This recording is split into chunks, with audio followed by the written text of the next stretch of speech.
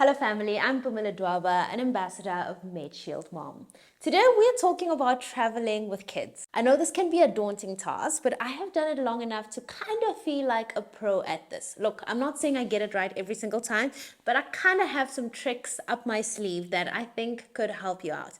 I mean, I started traveling with my little ones, I think, from the time they were 1 year old or infants, and now they're 6 and 4, and they do pretty well. So let me share some of my tips to make your traveling either by flight or long distance driving a little easier. Let's start with the most obvious one, packing. Firstly, moms, dads, you do not have to pack the whole house and you do not have to pack the whole nursery. What is important is that you plan. I give myself about a week or so before we start traveling to start drawing up a checklist. And no, it does not have to be a Pinterest-worthy checklist, just a checklist that is simple for you that you can cross out.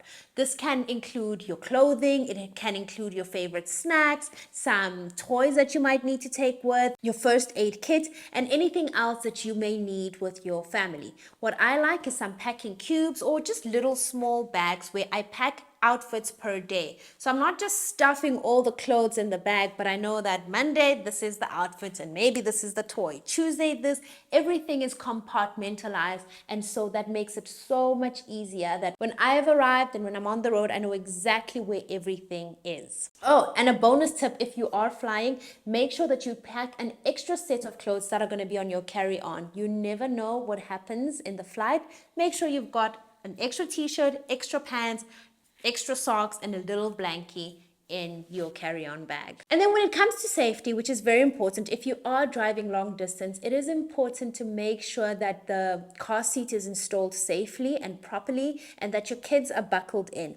Yes, they will be a little irritated, but you'll make some stops, but make sure that they are safe and they are comfortable. When it comes to a flight, make sure you are aware of the emergency exits, the bathrooms, and for me, it always helps to sit either in the front of the flight or at the back so that I can easily maneuver, and when they're tired, I can get them to stand up without disturbing a lot of people. And for the fun part, make sure you make the journey enjoyable. I know it feels stressful, but when we are stressed, our kids get stressed.